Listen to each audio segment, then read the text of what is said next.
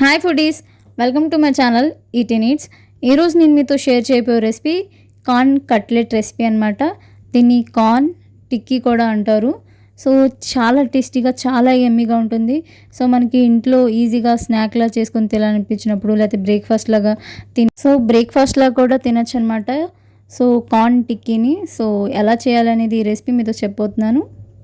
Let's get started in to the video. Cooker తీసుకొని peel తీసేసిన బంగాళదుంపని add చేసుకున్నాను, ఒకటే పెద్ద సైజులో ఉన్నదాన్ని. సో తర్వాత ఒక మొక్కజొన్న పొత్తు అనమాట. మొక్కజొన్న పొత్తు నేను స్వీట్ కార్న్ ఏం తీసుకోలేదు, నార్మల్ మొక్కజొన్న తీసుకున్నాను. మీ దగ్గర ఉంటే అది కూడా తీసుకోవచ్చు. ఇక్కడ 2 గ్లాసుల వాటర్ యాడ్ చేసుకుంటున్నాను. యాడ్ చేసుకున్న తర్వాత విజిల్స్ రానివ్వాలి. 3 నుంచి 4 విజిల్స్ వస్తే ఈ విధంగా కుక్ అయిపోతుంది. చూస్తున్నారు కదా, ఈ విధంగా మంచిగా ఉడికిపోతుంది. ఏదైతే కార్న్ ఉంటుంది కదా, సెపరేట్ చేసుకొని ఈ విధంగా పెట్టుకోవాలి. బంగాళదుంపని కార్న్ని స్మాష్ చేసుకుంటున్నాను. అలా స్మాష్ చేసుకుంటే మనకి టేస్ట్ అనేది బాగుంటుంది. ఎప్పుడో టిక్కీ చేయాలన్నా స్మాష్ కంపల్సరీగా చేసుకోవాలి.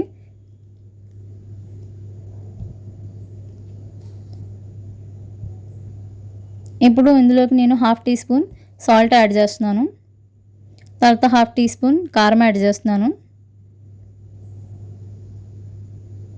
పసుపు 2 చిటికలు, అల్లం వెల్లుల్లి పేస్ట్ 1/2 టీ స్పూన్ యాడ్ చేసుకొని మంచిగా మిక్స్ చేసుకుంటున్నాను అనమాట. ఇందులోకి నేను ఉల్లిపాయలు కట్ చేసుకుని యాడ్ చేసుకుంటున్నాను.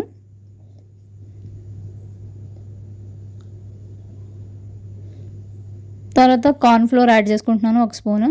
కార్న్ఫ్లోర్ లేకపోతే మైదా కూడా యాడ్ చేసుకోవచ్చు. కొంచెం స్టిక్కీగా ఉండి సో విడిపోకుండా ఉంటుందన్నమాట కార్న్ఫ్లోర్ యాడ్ చేసుకుంటే. ఈ విధంగా టిక్కీస్ అయితే చేసుకోవాలి.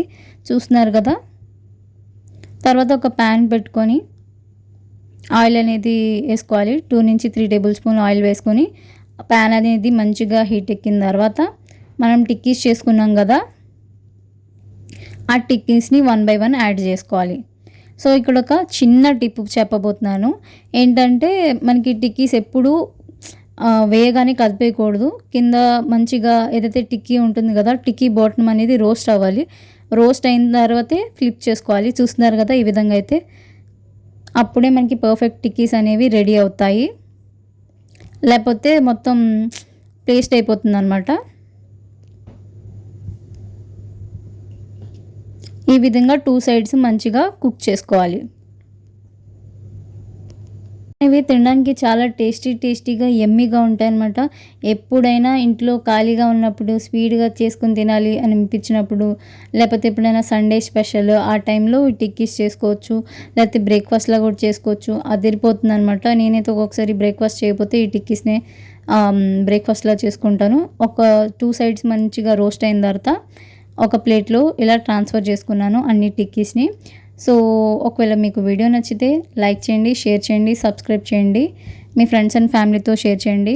ఒకవేళ రెసిపీ అయితే ట్రై చేస్తే రెసిపీ ఎలా ఉందా అనేది మీరు నాకు కామెంట్ సెక్షన్లో షేర్ చేయండి. సో ఇలాంటి మంచి వీడియోస్ కోసం like, share, subscribe guys. Stay tune. Bye bye.